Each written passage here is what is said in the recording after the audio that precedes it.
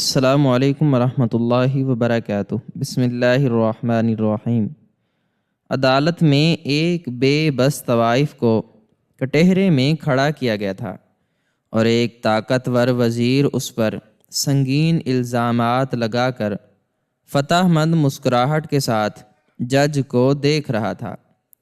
دباؤ کا شکار جج اس وزیر کے حق میں فیصلہ دینے ہی والا تھا کہ طوائف نے ایک 7 سالہ بچے کو عدالت میں پیش کر دیا۔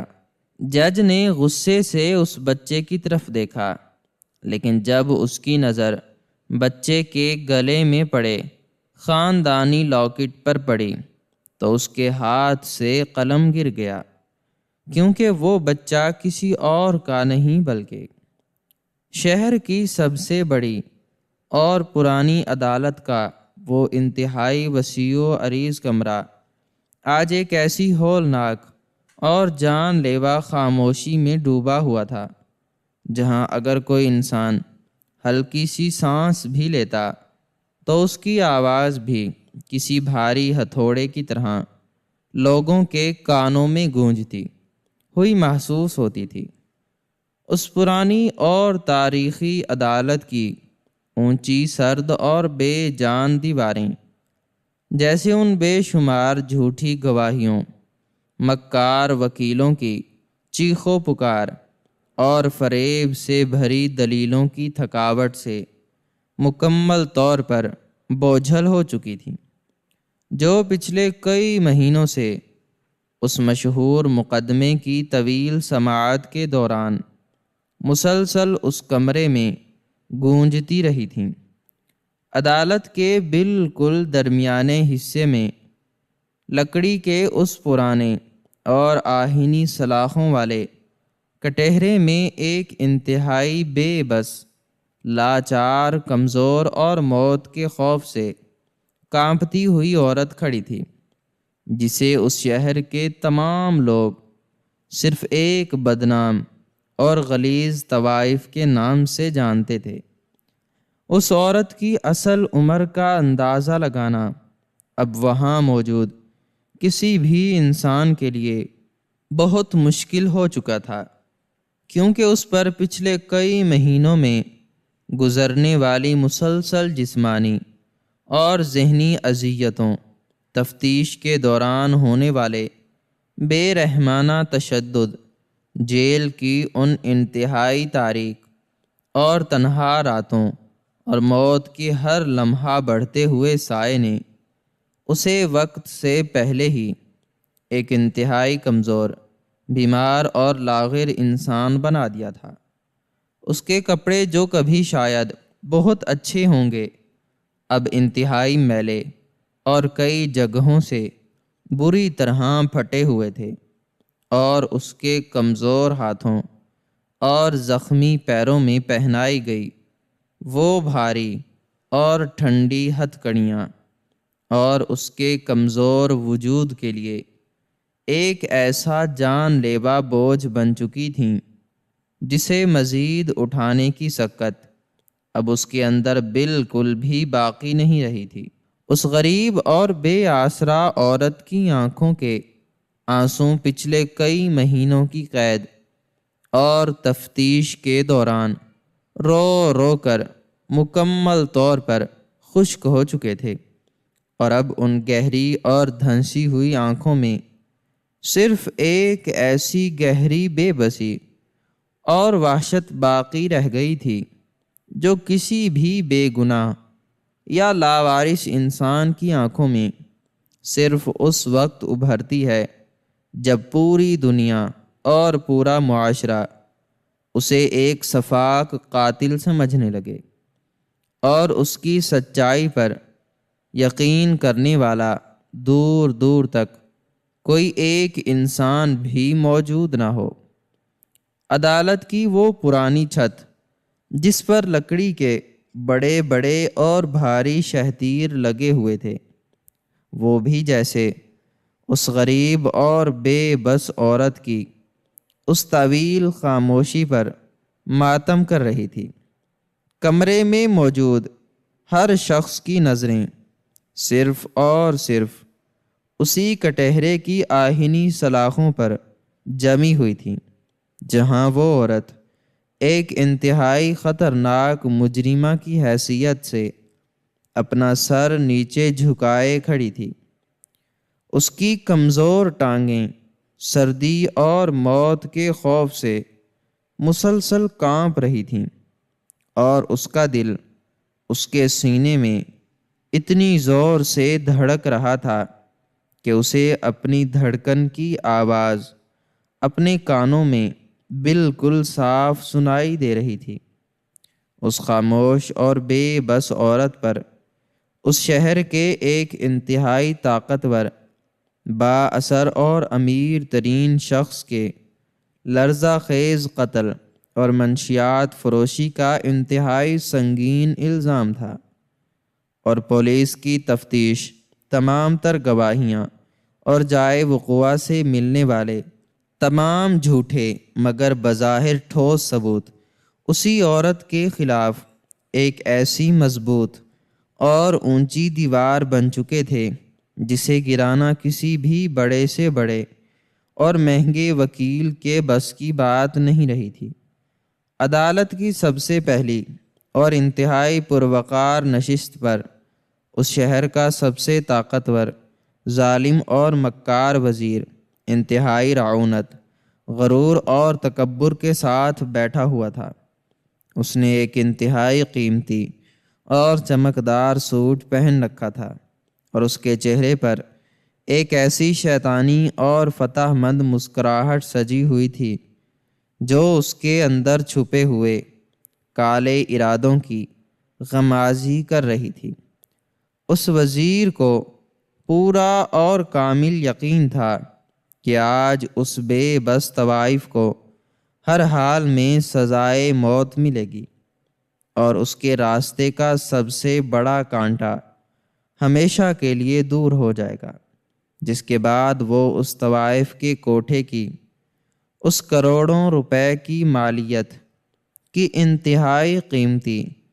اور بڑی زمین پر بآسانی قبضہ کر لے گا، جو شہر کے بالکل بیچوں بیچ واقع تھی۔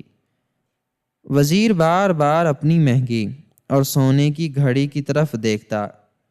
اور پھر ایک طنزیہ اور حقارت بھری نگاہ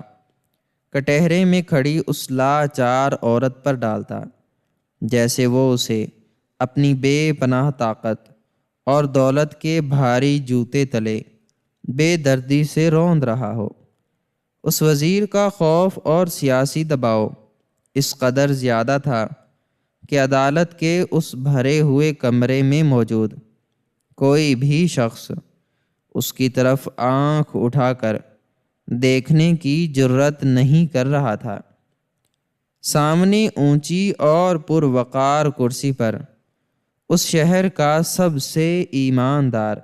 سخت گیر اور اصولوں کا پکا جج بیٹھا ہوا تھا، جس کے نام سے بڑے بڑے مجرم اور بدمعاش کانپتے تھے۔ وہ قانون کا اتنا سختی سے پابند تھا کہ اس نے اپنی پوری زندگی میں آج تک کبھی کسی مجرم کو اس کے خاندانی مرتبے یا دولت کی وجہ سے کوئی رعایت نہیں دی تھی، اور نہ ہی وہ کبھی کسی سفارش یا رشوت کے دباؤ میں آیا تھا۔ لیکن آج اس ایماندار جج کی اپنی حالت کچھ عجیب سی تھی۔ وہ اپنی کرسی پر بیٹھا اس مقدمے کا آخری فیصلہ لکھنے کی تیاری کر رہا تھا، لیکن وہ اندر سے شدید بے چین اور مضطرب تھا، کیونکہ پولیس کی طرف سے پیش کیے گئے ثبوت سارے کے سارے اس طوائف کے خلاف تھے۔ لیکن اس کا ضمیر کسی صورت مطمئن نہیں ہو رہا تھا۔ اسے اس عورت کی پر اسرار خاموشی اور اس کی بے بس آنکھوں میں کوئی ایسی سچائی اور سادگی نظر آ رہی تھی جسے قانون کی وہ اندھی اور موٹی فائلیں نہیں دیکھ پا رہی تھیں۔ جج بار بار اپنے ماتھے پر آنے والے ٹھنڈے پسینے کو اپنے رومال سے صاف کر رہا تھا، اور اس کے دل میں ایک عجیب سی الجھن چل رہی تھی۔ وہ لاشعوری طور پر بار بار اپنا ہاتھ اپنی اس بھاری لکڑی کی میز کے دراز کی طرف لے جاتا اور اس دراز کے اندر پڑے ہوئے سونے کے ایک آدھے کٹے ہوئے لاکٹ کو اپنی کانپتی ہوئی انگلیوں سے چھونے لگتا۔ یہ لاکٹ کوئی معمولی چیز نہیں تھی، بلکہ یہ اس جج کی زندگی کا سب سے قیمتی اور سب سے تکلیف دہ اثاثہ تھا۔ یہ اس کی اکلوتی اور جان سے پیاری بیٹی کی آخری نشانی تھی، جو آج سے ٹھیک 7 سال پہلے ایک انتہائی ہولناک اور پر اسرار ٹرین حادثے میں ہمیشہ کے لیے لاپتہ ہو گئی تھی۔ اس حادثے نے جج کی پوری ہنستی کھیلتی دنیا اجاڑ کر رکھ دی تھی، اور اس کی بیٹی کی لاش آج تک نہیں مل سکی تھی۔ جج جب بھی اس لاکٹ کو چھوتا تو اس کے دل کے وہ 7 سال پرانے زخم بالکل تازہ ہو جاتے اور اسے اپنی بیٹی کی ہنستی کھیلتی اور مسکراتی ہوئی صورت یاد آنے لگتی،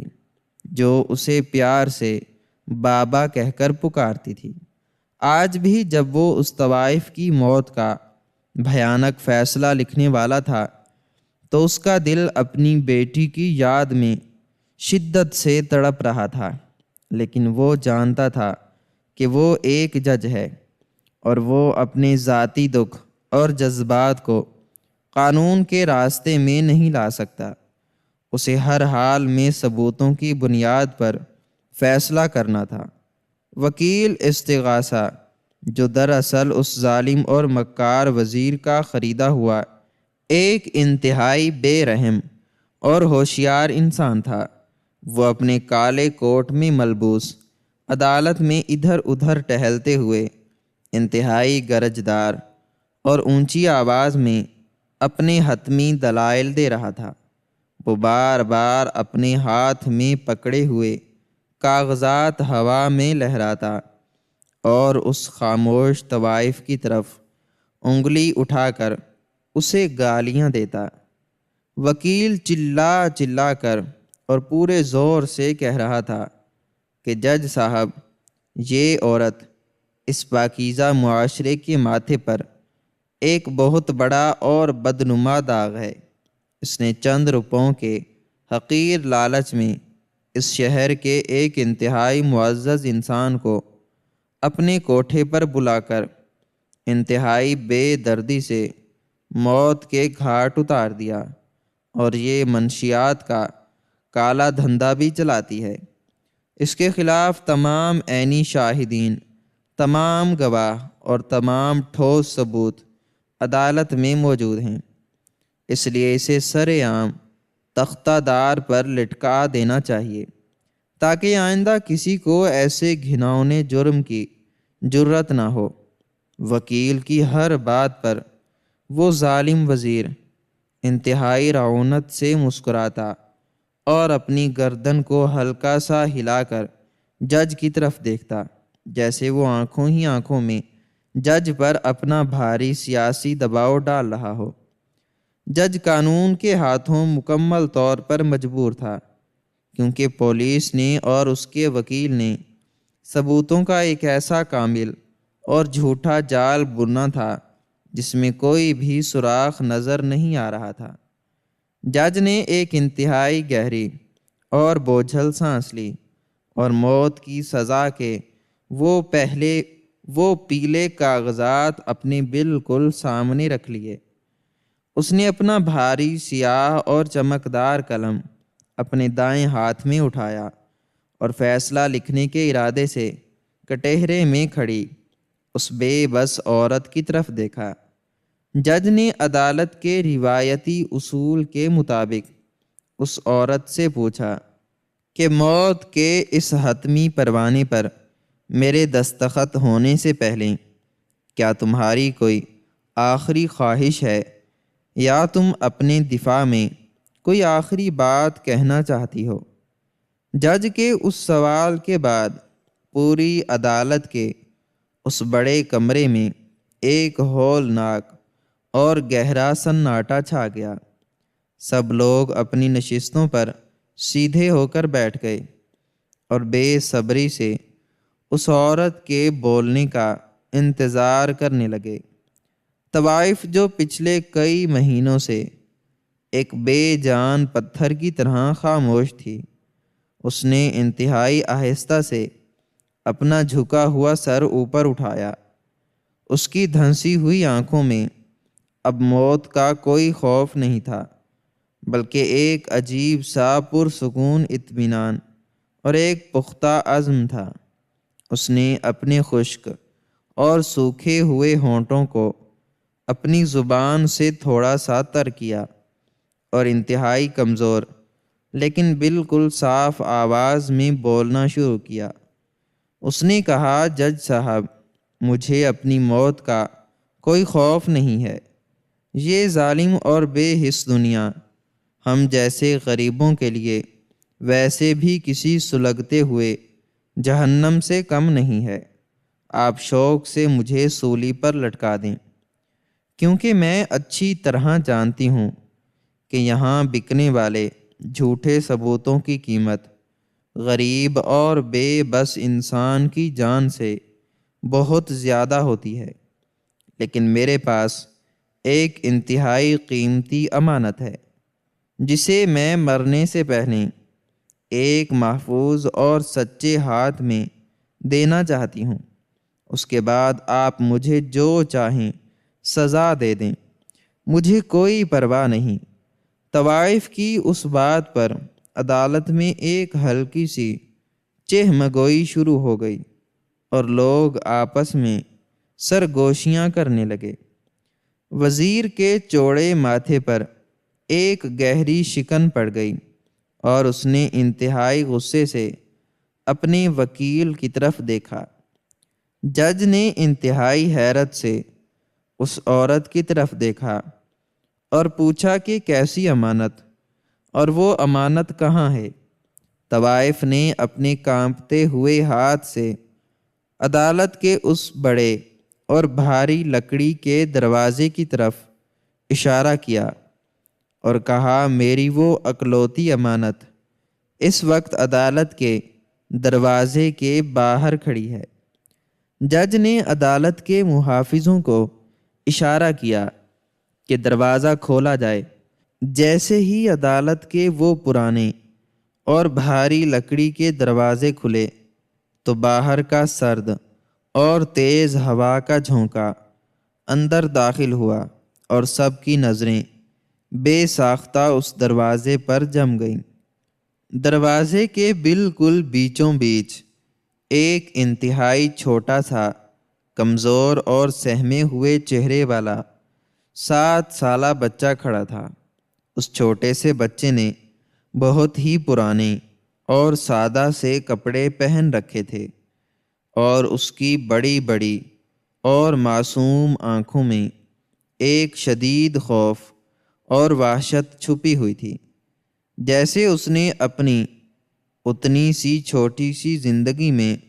بہت بڑے بڑے عذاب اور ظلم دیکھ رکھے ہوں۔ وہ بچہ ڈرتے ڈرتے اور اپنے لڑکھڑاتے قدموں کے ساتھ عدالت کے اس بڑے کمرے کے اندر داخل ہوا اور سیدھا بھاگ کر اس آہنی کٹہرے کے پاس جا کر اس طوائف کی ٹانگوں سے شدت سے لپٹ گیا، جیسے وہ عورت اس پوری ظالم دنیا میں اس کا واحد اور آخری سہارا ہو۔ طوائف نے کٹہرے کی ان ٹھنڈی سلاخوں کے اندر سے اپنے کانپتے ہوئے ہاتھ نکال کر اس بچے کے سر پر انتہائی پیار سے ہاتھ پھیرا اور اس کی آنکھوں سے آنسو بہنے لگے۔ اس غریب بچے کو دیکھ کر اس ظالم وزیر نے ایک طنزیہ اور اونچا قہقہہ لگایا اور جج کو مخاطب کر کے انتہائی حقارت سے کہا، جج صاحب دیکھیں، اس عورت کی مکاری اور چالاکی کو یہ کتنی ہوشیار اور مکار ہے۔ اب یہ عدالت کی اور آپ کی ہمدردی حاصل کرنے کے لیے ایک سڑک چھاپ اور لاوارث بچے کا سہارا لے رہی ہے تاکہ آپ کو اس پر رحم آ جائے۔ خدارا عدالت کا قیمتی وقت اس سستے اور گھٹیا ڈرامے میں مزید ضائع نہ کریں اور جلدی سے اپنا فیصلہ سنا کر اس مقدمے کو ختم کریں۔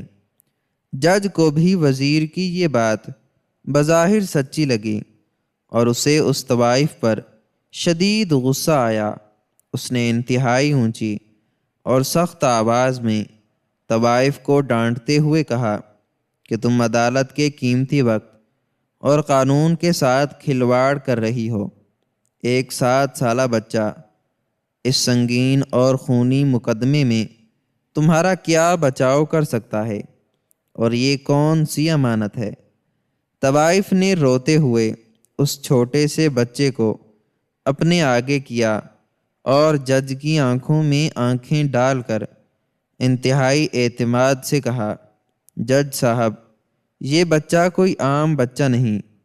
بلکہ میری زندگی کی سب سے بڑی سچائی ہے، اور آج میرے اس مقدمے کا فیصلہ آپ کی یہ جھوٹی فائلیں اور یہ بکے ہوئے گواہ ہرگز نہیں کریں گے، بلکہ میرا فیصلہ یہ معصوم بچہ کرے گا۔ اس نے بچے کے چھوٹے اور کمزور کندھوں پر اپنے ہاتھ رکھے اور اسے انتہائی پیار سے کہا کہ بیٹا آگے آ جاؤ اور جج صاحب کو اپنا چہرہ دکھاؤ۔ ڈرو مت، یہ بہت اچھے اور سچے انسان ہیں۔ وہ 7 سالہ معصوم بچہ ڈرتے ڈرتے اور سہمے ہوئے قدموں کے ساتھ چلتا ہوا جج کی اس اونچی لکڑی کی میز کی طرف آہستہ آہستہ بڑھنے لگا۔ اس کی چھوٹی چھوٹی ٹانگیں ڈر کے مارے کانپ رہی تھیں اور وہ بار بار پیچھے مڑ کر اس طوائف کی طرف دیکھتا جو اسے مسکرا کر آگے بڑھنے کا حوصلہ دے رہی تھی۔ بچہ جج کی اس اونچی میز کے بالکل قریب جا کر رک گیا اور اس نے اپنا معصوم اور ڈرا ہوا چہرہ اوپر اٹھا کر جج کی طرف دیکھا۔ جج سخت غصے کی حالت میں اس بچے کو پیچھے ہٹنے کا حکم دینے ہی والا تھا کہ اچانک اس کی نظر اس بچے کے سینے پر پڑی۔ اس چھوٹے سے بچے نے جو پرانی اور انتہائی ڈھیلی سی قمیص پہن رکھی تھی وہ چلنے کی وجہ سے تھوڑی سی نیچے کھسک گئی اور اس قمیص کے گریبان میں سے سونے کا ایک انتہائی خاص قسم کا چمکدار لاکٹ باہر نکل کر اس کے سینے پر لٹکنے لگا تھا۔ جج کی نظر جیسے ہی اس لاکٹ پر پڑی تو اس کے حلق میں کوئی چیز بری طرح اٹک گئی۔ اس کی آنکھیں حیرت اور ایک ناقابل بیان صدمے سے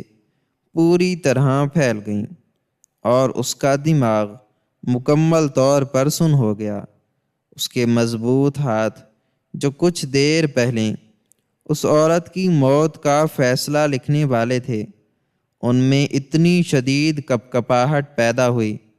کہ وہ بھاری سیاہ قلم اس کی انگلیوں سے چھوٹ کر سیدھا زمین پر گرا، اور عدالت کے اس خاموش کمرے میں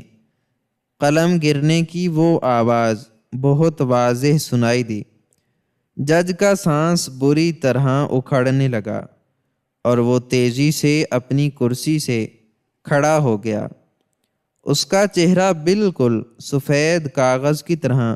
زرد پڑ چکا تھا اور وہ اپنی پھٹی ہوئی آنکھوں سے صرف اور صرف اس چھوٹے سے بچے کے گلے میں جھولتے ہوئے اس سونے کے لاکٹ کو گھور رہا تھا۔ یہ کوئی عام یا بازار میں ملنے والا لاکٹ نہیں تھا، بلکہ یہ بالکل ویسا ہی سونے کا آدھا کٹا ہوا لاکٹ تھا جیسا اس وقت جج کی میز کے دراز میں پڑا ہوا تھا۔ اس لاکٹ کی مخصوص بناوٹ اس پر بنے ہوئے انتہائی باریک اور پیچیدہ نقش و نگار اور اس کا وہ مخصوص انداز بالکل ہو بہو اسی لاکٹ کا دوسرا حصہ لگ رہا تھا جو جج نے 7 سال پہلے اپنی پیاری بیٹی کی شادی کے دن اسے اپنے ہاتھوں سے پہنایا تھا، اور جس کے گم ہو جانے کا اور اپنی بیٹی کے بچھڑ جانے کا غم اسے آج تک اندر سے کھا رہا تھا۔ جج کا پورا وجود سوکھے پتے کی طرح کانپ رہا تھا اور اسے اپنی آنکھوں پر بالکل بھی یقین نہیں آ رہا تھا کہ جو نشانی وہ 7 سال سے پاگلوں کی طرح ڈھونڈ رہا تھا وہ آج اس مجرم عورت کے لائے ہوئے ایک غریب بچے کے گلے میں کیسے موجود ہے۔ اس نے اپنے کانپتے ہوئے ہاتھوں سے تیزی سے اپنی میز کا دروازہ کھولا اور اپنا وہ آدھا لاکٹ باہر نکال کر اس بچے کے گلے میں پڑے لاکٹ سے ملانے کی کوشش کرنے لگا۔ اس کا دل اس کے سینے میں اتنی زور سے دھڑک رہا تھا جیسے پسلیاں توڑ کر باہر آ جائے گا، اور عدالت میں موجود ہر شخص انتہائی خاموشی اور شدید حیرت سے جج کی اس عجیب و غریب اور دیوانہ وار حرکت کو دیکھ رہا تھا۔ سب کو سمجھ نہیں آ رہا تھا کہ ایک دم سے اس انتہائی سخت گیر جج کو کیا ہو گیا ہے جو ایک غریب بچے کے گلے میں پڑے ایک معمولی سے زیور کو دیکھ کر اپنے تمام ہوش و حواس کھو بیٹھا ہے، اور اس کے ہاتھ اس قدر کیوں کانپ رہے ہیں۔ جج کے کانپتے ہوئے ہاتھوں نے جیسے ہی اپنی میز کے دراز سے نکالا ہوا وہ سونے کا آدھا لاکٹ اس چھوٹے سے سہمے ہوئے بچے کے گلے میں پڑے ہوئے آدھے لاکٹ کے ساتھ ملایا تو عدالت کے اس انتہائی پرسکون اور خاموش کمرے میں ایک ہلکی سی کلک کی آواز گونجی، اور وہ دونوں آدھے حصے ایک دوسرے کے ساتھ بالکل ایسے جڑ گئے جیسے وہ کبھی الگ ہی نہ ہوئے ہوں۔ ان دونوں حصوں کے ملتے ہی وہ ایک مکمل اور خوبصورت دل کی شکل کا لاکٹ بن گیا جس پر بنے ہوئے باریک نقش و نگار ایک دوسرے کے ساتھ 100% مطابقت رکھ رہے تھے۔ جج کی آنکھیں حیرت اور صدمے سے پوری طرح پھٹی کی پھٹی رہ گئیں، اور اس کا سانس اس کے گلے میں بری طرح اٹکنے لگا۔ لیکن وہ ایک انتہائی تجربہ کار اور سخت گیر جج تھا۔ وہ جانتا تھا کہ دنیا میں ایک جیسی چیزیں بھی ہو سکتی ہیں، اور صرف ظاہری مشابہت کی بنیاد پر وہ اتنا بڑا فیصلہ نہیں کر سکتا تھا۔ اسے مکمل اور 100% یقین کی ضرورت تھی۔ اس لیے اس نے اپنے انتہائی لرزتے ہوئے اور پسینے سے شرابور ہاتھوں کی انگلیوں سے اس لاکٹ کی پچھلی طرف موجود ایک انتہائی باریک اور خفیہ بٹن کو دبایا جو بظاہر کسی کو نظر نہیں آ سکتا تھا، اور جس کا علم صرف اور صرف اس جج کو اور اس کی گم شدہ بیٹی کو تھا۔ جیسے ہی اس نے وہ خفیہ بٹن دبایا تو وہ سونے کا لاکٹ ایک چھوٹی سی ڈبی کی طرح کھل گیا، اور اس کے اندر ایک انتہائی چھوٹی لیکن بالکل واضح رنگین تصویر لگی ہوئی تھی، اور اس تصویر کے بالکل نیچے ایک تاریخ پیدائش کندہ کی گئی تھی۔ جج کی نظر جیسے ہی اس تصویر پر پڑی تو اس کے صبر اور برداشت کا وہ تمام بندھن جو اس نے پچھلے 7 سالوں سے اپنے اندر باندھ رکھا تھا وہ ایک ہی لمحے میں بری طرح ٹوٹ گیا۔ وہ تصویر کسی اور کی نہیں بلکہ جج کی اپنی اکلوتی اور جان سے پیاری بیٹی کی تھی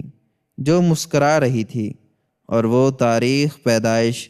اسی بچے کی تھی جو اس وقت جج کے سامنے کھڑا خوف سے کانپ رہا تھا۔ جج کو اب دنیا کی کسی اور گواہی یا ثبوت کی ضرورت نہیں رہی تھی۔ اسے 100% کامل یقین ہو چکا تھا کہ یہ لاوارث اور غریب سا نظر آنے والا بچہ کوئی اور نہیں بلکہ اس کا اپنا سگا خون ہے، اس کی اپنی بیٹی کی نشانی ہے اور اس کا اپنا سگا نواسا ہے، جسے وہ پچھلے 7 سالوں سے مردہ سمجھ کر اس کی غائبانہ نماز جنازہ پڑھ چکا تھا۔ جج کے ضبط کے تمام بندھن ٹوٹ گئے اور وہ بھری عدالت میں بچوں کی طرح دھاڑیں مار مار کر رونے لگا۔ اس نے آگے بڑھ کر اس 7 سالہ بچے کو اپنے سینے سے انتہائی مضبوطی سے لگا لیا اور اس کا ماتھا چومنے لگا۔ عدالت میں موجود ہر انسان یہ منظر دیکھ کر شدید صدمے اور حیرت کے سمندر میں ڈوب گیا۔ مقتول کا بھائی اور وہ ظالم وزیر جو کچھ دیر پہلے تک اپنی فتح کے غرور میں مسکرا رہے تھے، ان کے چہروں کا رنگ بالکل سفید پڑ گیا۔ انہیں سمجھ نہیں آ رہا تھا کہ یہ اچانک کیا ہو گیا ہے اور جج ایک سڑک چھاپ بچے کو گلے لگا کر کیوں رو رہا ہے۔ وزیر نے اپنی نشست سے اٹھ کر انتہائی غصے سے چلانا شروع کر دیا کہ جج صاحب، یہ کیا تماشا ہے؟ آپ اس قاتل عورت کو سزا سنانے کے بجائے اس کے لائے ہوئے ایک گندے بچے کو گلے لگا کر عدالت کا قیمتی وقت کیوں ضائع کر رہے ہیں؟ لیکن جج نے وزیر کی اس بات کا کوئی جواب نہیں دیا، بلکہ اس نے اپنے آنسو صاف کیے اور اس بچے کو پیار سے اپنے پاس کھڑا کر کے اپنی نظریں کٹہرے میں موجود اس خاموش طوائف کی طرف موڑ دیں۔ جج کی آنکھوں میں اب اس عورت کے لیے کوئی غصہ یا حقارت نہیں تھی، بلکہ ایک بے پناہ احسان مندی اور ایک شدید تجسس تھا۔ جج نے انتہائی لرزتی ہوئی اور درد بھری آواز میں اس طوائف سے پوچھا کہ خدارا مجھے سچ سچ بتاؤ کہ یہ بچہ تمہیں کہاں سے ملا ہے اور میری وہ بیٹی کہاں ہے جس کا یہ لاکٹ ہے۔ طوائف نے ایک گہری سانس لی اور اس کی آنکھوں سے بھی آنسوؤں کی ایک جھڑی لگ گئی۔ اس نے پوری عدالت کے سامنے روندھی ہوئی آواز میں بتانا شروع کیا کہ جج صاحب، آج سے ٹھیک 7 سال پہلے سردیوں کی ایک انتہائی کالی، طوفانی اور بارش والی رات تھی۔ میں اپنے کوٹھے سے نکل کر کسی کام سے شہر کے باہر والے ریلوے ٹریک کے قریب سے گزر رہی تھی۔ رات کا پچھلا پہر تھا اور ہر طرف ہو کا عالم تھا۔ میں نے دیکھا کہ کچھ کالے کپڑوں والے غنڈے ایک گاڑی سے نکلے اور انہوں نے ایک خون میں لت پت عورت اور ایک چھوٹے سے شیر خوار بچے کو بے دردی سے ریلوے لائن کے ساتھ بنے ہوئے ایک بڑے اور گہرے کوڑے کے ڈھیر میں پھینک دیا۔ وہ غنڈے ان دونوں کو مردہ سمجھ رہے تھے اور وہ انہیں وہاں پھینک کر تیزی سے اپنی گاڑی میں بیٹھ کر فرار ہو گئے۔ میں ڈرتے ڈرتے اس کوڑے کے ڈھیر کے پاس گئی تو میں نے دیکھا کہ اس عورت کی سانسیں ابھی بھی چل رہی تھیں اور وہ اپنے خون سے لت پت ہاتھوں سے اس چھوٹے سے بچے کو اپنے سینے سے لگانے کی آخری کوشش کر رہی تھی۔ میں نے فوراً اس عورت کا سر اپنی گود میں رکھا، لیکن وہ بہت زیادہ زخمی تھا اور اس کا بہت خون بہہ چکا تھا۔ وہ بچنے والی نہیں تھی۔ اس عورت نے مرنے سے پہلے اپنے گلے سے یہ سونے کا لاکٹ اتارا اور اس بچے کے گلے میں ڈال دیا اور اس نے انتہائی ٹوٹتی ہوئی سانسوں کے ساتھ میرے ہاتھ پکڑ کر میری منت کی کہ میں اس کے بچے کو بچا لوں اور اسے اس ظالم دنیا کے درندوں سے چھپا کر رکھوں۔ اس کے بعد اس عورت نے ہمیشہ کے لیے اپنی آنکھیں بند کر لیں اور وہ اس کوڑے کے ڈھیر پر ہی دم توڑ گئی۔ میں نے اس رات اس عورت کی لاش کو وہیں مٹی میں دبا دیا اور اس بچے کو اٹھا کر اپنے کوٹھے پر لے آئی، کیونکہ میں جانتی تھی کہ اگر ان غنڈوں کو پتہ چل گیا کہ یہ بچہ زندہ ہے تو وہ اسے بھی مار دیں گے۔ طوائف کی یہ دردناک کہانی سن کر پوری عدالت کے رونگٹے کھڑے ہو گئے اور جج تو پھوٹ پھوٹ کر رونے لگا، کیونکہ اسے اپنی بیٹی کی اتنی بے بسی کی موت کا سن کر شدید تکلیف ہو رہی تھی۔ طوائف نے اپنی بات جاری رکھتے ہوئے مزید کہا، جج صاحب، اس رات وہ کوئی عام ٹرین کا حادثہ نہیں تھا جس میں آپ کی بیٹی اور داماد مارے گئے تھے، بلکہ وہ ایک سوچی سمجھی سازش اور ایک انتہائی گھناؤنا قتل تھا جسے حادثے کا رنگ دیا گیا تھا۔ آپ کا داماد جو ایک انتہائی ایماندار پولیس آفیسر تھا، وہ منشیات اور کالے دھن کے ایک بہت بڑے مافیا کے خلاف کام کر رہا تھا اور اس کے ہاتھ کچھ ایسے ٹھوس ثبوت لگ گئے تھے جو اس شہر کے سب سے طاقتور انسان کو پھانسی کے پھندے تک پہنچا سکتے تھے۔ اس طاقتور درندے نے اپنے راز چھپانے اور آپ کے داماد کو راستے سے ہٹانے کے لیے اس ٹرین کی پٹڑیاں جان بوجھ کر اکھڑوا دی تھیں جس میں آپ کا داماد اپنی بیوی اور اس بچے کے ساتھ سفر کر رہا تھا۔ طوائف کے منہ سے نکلنے والے ان الفاظ نے عدالت میں زلزلہ برپا کر دیا۔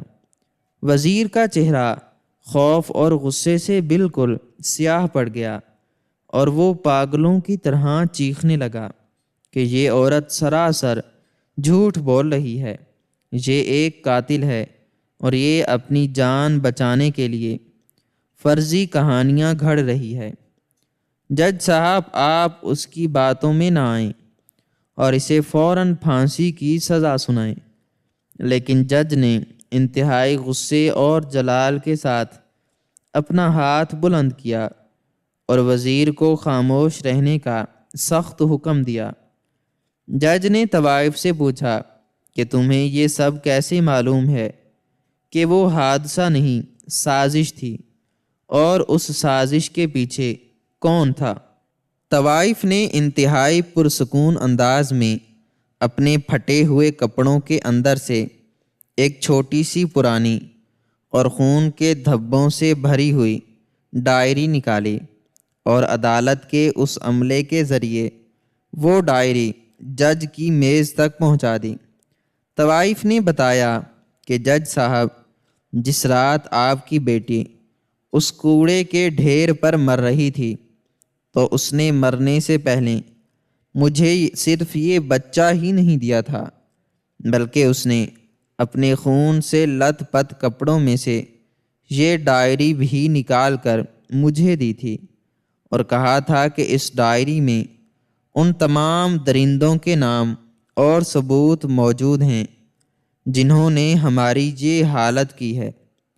جج نے انتہائی کانپتے ہوئے ہاتھوں سے وہ پرانی اور خون آلود ڈائری کھولی۔ اس ڈائری کے صفحات پر اس کے ایماندار داماد کی لکھائی موجود تھی، جس میں اس نے پوری تفصیل کے ساتھ لکھا تھا کہ اس شہر کا سب سے بڑا منشیات کا اڈا اور کالے دھن کا کاروبار کوئی اور نہیں بلکہ ایک طاقتور وزیر صفدر چلا رہا ہے، جو اس وقت عدالت کی پہلی صف میں بیٹھا مسکرا رہا تھا۔ داماد نے ڈائری میں وزیر کے تمام خفیہ بینک اکاؤنٹس کی تفصیلات اس کے غنڈوں کے نام اور وزیر کی طرف سے ملنے والی ان تمام دھمکیوں کا ذکر کیا تھا جو اسے پچھلے کئی مہینوں سے مل رہی تھیں، اور ڈائری کے بالکل آخری صفحے پر جج کی اپنی بیٹی کی لکھائی موجود تھی، جو اس نے شاید حادثے کے بعد اپنے خون سے لکھی تھی۔ اس صفحے پر لکھا تھا، بابا، اس وزیر نے ہمارے ساتھ یہ کیا ہے، اس نے میرے شوہر کو مار دیا ہے، خدا را میرے اس معصوم بچے کو اس درندے سے بچا لیں۔ جج جب اپنی بیٹی کی وہ خون سے لکھی ہوئی آخری تحریر پڑھ رہا تھا تو اس کے آنسو اس ڈائری کے صفحات پر گر رہے تھے۔ اسے ساری کہانی سمجھ آ گئی تھی کہ کیوں اس وزیر نے اس طوائف کو اس قتل کے مقدمے میں پھنسایا ہے۔ دراصل وزیر کو کسی طرح یہ معلوم ہو گیا تھا کہ وہ بچہ مرا نہیں ہے، بلکہ وہ طوائف کے پاس ہے، اور اس کے پاس ایک ڈائری بھی ہے جس میں ایک پولیس آفیسر نے اس کے خلاف تمام ثبوت پہلے سے ہی لکھ رکھے تھے، اور جن ثبوتوں کو مٹانے کے لیے اس نے قتل کروائے تھے ان میں یہ ڈائری اس کے ہاتھ نہ آ سکی تھی۔ اسی طوائف کے قبضے میں ہے۔ وزیر اس طوائف کے کوٹھے پر چھاپا مار کر وہ ڈائری حاصل کرنا چاہتا تھا اور اس بچے کو مارنا چاہتا تھا، لیکن جب طوائف نے وہ ڈائری دینے سے انکار کیا تو وزیر نے اپنے ہی ایک ساتھی کو مروا کر اس کا سارا الزام اس طوائف پر ڈال دیا اور اسے گرفتار کروا دیا تاکہ اسے سزائے موت دلوا کر وہ ہمیشہ کے لیے اس راز کو دفن کر سکے اور طوائف کو راستے سے ہٹا سکے۔ طوائف نے جج کو بتایا کہ جج صاحب، میں پچھلے 7 سالوں سے اس بچے کو اپنے اس بدنام کوٹھے کی تاریکیوں میں اس لیے چھپا کر بیٹھی تھی کیونکہ میں جانتی تھی کہ یہ ظالم اور درندے اس بچے کو ڈھونڈ رہے ہیں، اور اگر میں اس بچے کو لے کر پولیس یا کسی اور کے پاس جاتی تو یہ وزیر اسے فوراً مروا دیتا۔ میں نے اپنی جان اور اپنی عزت داؤ پر لگا کر آپ کی اس امانت کی حفاظت کی ہے، اور آج جب مجھے یقین ہو گیا کہ میں مرنے والی ہوں تو میں نے اپنی ایک جاننے والی عورت کے ذریعے اس بچے کو عدالت کے دروازے تک بلوایا تاکہ میں مرنے سے پہلے اسے اس کے اصل اور سچے وارث یعنی آپ کے حوالے کر سکوں۔ طوائف کی یہ ساری سچائی اور اس ڈائری میں موجود ناقابل تردید ثبوتوں نے عدالت کی پوری فضا کو مکمل طور پر تبدیل کر کے رکھ دیا تھا۔ وہ وکیل جو کچھ دیر پہلے تک اس طوائف کے خلاف جھوٹے ثبوت دے رہا تھا، اب اس کا سر شرم سے جھکا ہوا تھا اور وہ پسینے میں شرابور تھا۔ وہ طاقتور وزیر اب عدالت کے دروازے کی طرف کھسکنے کی کوشش کر رہا تھا تاکہ وہ وہاں سے فرار ہو سکے، لیکن جج کے اندر کا وہ باپ اور وہ ایماندار منصف پوری طرح سے جاگ چکا تھا۔ جج نے اپنی کرسی سے کھڑے ہو کر انتہائی گرجدار اور ہیبت ناک آواز میں پولیس کے اہلکاروں کو سخت حکم دیا کہ دروازے بند کر دیے جائیں اور اس ظالم وزیر اور اس کے تمام حواریوں کو فوراً گرفتار کر کے ان کے ہاتھوں میں وہی ہتھکڑیاں پہنا دی جائیں جو اس بے گناہ عورت کے ہاتھوں میں پہنائی گئی ہیں۔ جج کا حکم ملتے ہی درجنوں پولیس اہلکاروں نے وزیر کو چاروں طرف سے گھیر لیا اور اسے زمین پر گرا کر اس کے ہاتھوں میں ہتھکڑیاں ڈال دیں۔ وزیر کی ساری طاقت، اس کا سارا غرور اور اس کا سارا تکبر ایک ہی لمحے میں خاک میں مل گیا، اور وہ ایک عام اور حقیر مجرم کی طرح عدالت کے فرش پر ذلیل و خوار ہو رہا تھا۔ جج نے اپنا قلم دوبارہ اٹھایا اور اس نے پوری عدالت کے سامنے ایک انتہائی تاریخی اور سچا فیصلہ لکھنا شروع کیا۔ اس نے اعلان کیا کہ اس ڈائری کی شکل میں ملنے والے نئے اور انتہائی ٹھوس ثبوتوں اور اس طوائف کی سچی گواہی کی روشنی میں یہ بات بغیر کسی شک و شبہ کے مکمل طور پر ثابت ہو چکی ہے کہ کٹہرے میں موجود یہ عورت نہ صرف اس قتل کے الزام سے مکمل طور پر بری اور بے گناہ ہے، بلکہ یہ عورت اس پورے معاشرے کی سب سے عظیم اور پاکیزہ ہستی ہے، جس نے اپنی جان کی پرواہ کیے بغیر ایک معصوم کی جان کی حفاظت کی۔ جج نے اپنے فیصلے میں مزید لکھا کہ اس قتل کا اور اس 7 سال پرانے ٹرین حادثے کا اصل ماسٹر مائنڈ اور مجرم یہ طاقتور وزیر ہے۔ اس لیے یہ عدالت اس وزیر کو ان تمام لرزہ خیز جرائم پر سر عام سزائے موت کا حتمی فیصلہ سناتی ہے، اور اس عورت کو فوری طور پر تمام ہتھکڑیوں سے آزاد کر کے پورے سرکاری اعزاز کے ساتھ رہا کرنے کا حکم دیتی ہے۔ یہ فیصلہ سنتے ہی عدالت میں موجود تمام لوگوں نے کھڑے ہو کر تالیاں بجانا شروع کر دیں، اور ہر آنکھ اشکبار ہو گئی۔ کٹہرے کی سلاخیں کھول دی گئیں اور اس بے بس طوائف کے ہاتھوں اور پیروں سے وہ بھاری بیڑیاں اتار دی گئیں۔ جج اس اونچی اور اپنی پروقار کرسی سے نیچے اترا اور وہ چلتا ہوا سیدھا اس طوائف کے سامنے جا کر کھڑا ہو گیا۔ جج نے اپنے آنسوؤں کو صاف کیے بغیر پوری عدالت اور تمام کیمروں کے سامنے اپنے ہاتھ اس طوائف کے سامنے جوڑ دیے اور اپنا سر اس کے سامنے جھکا دیا۔ یہ ایک ایسا منظر تھا جس نے تاریخ رقم کر دی تھی۔ شہر کا سب سے بڑا منصف ایک بدنام طوائف کے سامنے ہاتھ جوڑے کھڑا تھا۔ جج نے روتے ہوئے کہا کہ اے عظیم عورت، تم مجھ سے اور اس معاشرے کے تمام نام نہاد شرفاء سے بہت اعلیٰ اور ارفع ہو۔ ہم نے تمہیں صرف تمہارے پیشے اور تمہارے کپڑوں سے پرکھا اور تمہیں حقیر سمجھا، لیکن تمہارے اندر جو ممتا، جو بہادری اور جو سچائی چھپی تھی وہ ہمارے ان کالے کوٹوں اور اونچی کرسیوں سے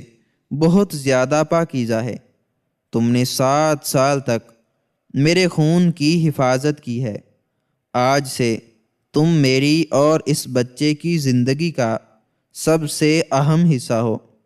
اور تمہارا رتبہ اس دنیا میں سب سے بلند ہے۔ وہ طوائف جو اب تک پتھر بنی ہوئی تھی، وہ جج کے اس رویے پر پھوٹ پھوٹ کر رونے لگی، اور اس نے اس بچے کو پیار سے چوم کر جج کے حوالے کر دیا۔ اس ہولناک اور سنسنی خیز مقدمے نے پورے معاشرے کو ایک ایسا گہرا اور روح کو جھنجھوڑ دینے والا سبق سکھایا جو رہتی دنیا تک یاد رکھا جائے گا۔ اس کہانی کا سب سے بڑا اور واضح سبق یہ ہے کہ انسانی زندگی میں ظاہری حیثیت، لباس اور پیشے کبھی بھی انسان کے اصل کردار اور اس کی روح کی پاکیزگی کی ضمانت نہیں ہوتے۔ ہمارا یہ ظالم اور منافق معاشرہ ہمیشہ انسان کو اس کے مرتبے، اس کی دولت اور اس کے ظاہری رکھ رکھاؤ سے پرکھتا ہے، اور جو لوگ مجبور یا غریب ہوتے ہیں انہیں انتہائی حقیر اور گرا ہوا سمجھ لیا جاتا ہے، لیکن جنہیں یہ دنیا ایک بدنام طوائف اور گناہ گار سمجھ رہی تھی، وہ در حقیقت اس معاشرے کی سب سے عظیم، باضمیر اور پاکیزہ روح نکلی، جس نے ایک یتیم اور بے آسرا بچے کو پالا اور موت کے سائے میں رہ کر بھی حق کا ساتھ نہیں چھوڑا۔ یہ اس بات کا ثبوت ہے کہ حقیقی عظمت اونچے محلات یا بڑی کرسیوں پر بیٹھنے میں نہیں، بلکہ انسان کے ظرف اور دوسروں کے لیے دی گئی بے لوث قربانی میں پوشیدہ ہوتی ہے۔ اس کہانی کا دوسرا بڑا سبق مکافات عمل اور قدرت کے اٹل نظام انصاف کا ہے۔ طاقت اور دولت کا نشہ کتنا ہی عروج پر کیوں نہ ہو اور ظالم کتنا ہی مکار کیوں نہ ہو، سچائی اور مظلوم کی خاموش آہ اسے ایک دن ضرور بے نقاب کر کے ذلیل و خوار کر دیتی ہے۔ ظالم وزیر کا سارا غرور اور اس کی ساری مکاری خاک میں مل گئی، کیونکہ قدرت کا انتقام ہمیشہ ظالم کے سوچنے کی حد سے بہت آگے ہوتا ہے۔ خدا کا نظام عدل بظاہر بہت خاموش نظر آ سکتا ہے، لیکن وہ ہر ظالم کو اس کے بھیانک انجام تک پہنچاتا ہے، اور ہر مظلوم کی خاموش چیخ اور بہے ہوئے سچے آنسوؤں کا حساب ایک دن ضرور لیتا ہے، اور سچائی کو ہمیشہ فتح یاب کرتا ہے، چاہے اسے کتنا ہی دبانے کی کوشش کیوں نہ کی جائے۔ حق ہمیشہ اپنا راستہ بنا لیتا ہے۔ ناظرین، ہماری آج کی یہ سٹوری آپ کو کیسی لگی؟ کمنٹ سیکشن میں اپنی رائے کا اظہار ضرور کریں، اور مزید اس طرح کی سبق آموز کہانیاں سننے کے لیے ویڈیو کو لائک کریں، شیئر کریں اور چینل کو ضرور سبسکرائب کریں۔